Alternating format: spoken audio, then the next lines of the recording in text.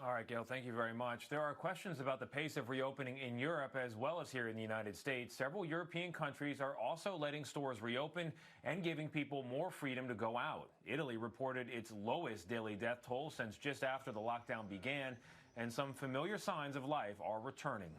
Chris Livesay is there. And they're off. Joggers allowed once again to run in parks long off limits. For 2 months, virtually all Italians have had to stay at home. But today, life begins returning to something nearing normal. In Rome's iconic Campo dei Fiori flower market, the florists have returned. It's been hard economically and personally, he says. I'm part of this piazza, and it's part of me.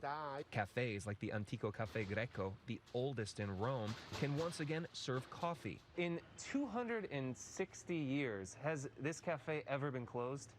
Never closed the bar. Not even during World War No. II? Grazie, grazie. So for now, it's only takeaway, and it's only in disposable cups. Not exactly an Italian tradition. Italy is still in the full throes of the pandemic, says Prime Minister Giuseppe Conte, stressing that the loosening of restrictions must not be seen as a signal that we're all free. Schools, churches, and museums remain shut.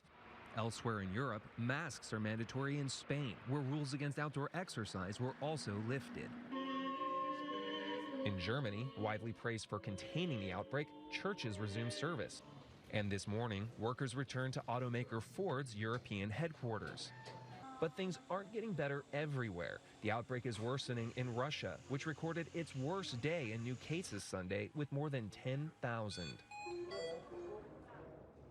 But there's cause for celebration here in Italy, where outdoor markets like this one are finally starting to reopen. Now, most stores are going to remain closed for at least 2 more weeks. Hairdressers has been closed this entire time, as I'm sure you can tell, and they're going to stay that way at least until next month. Anthony?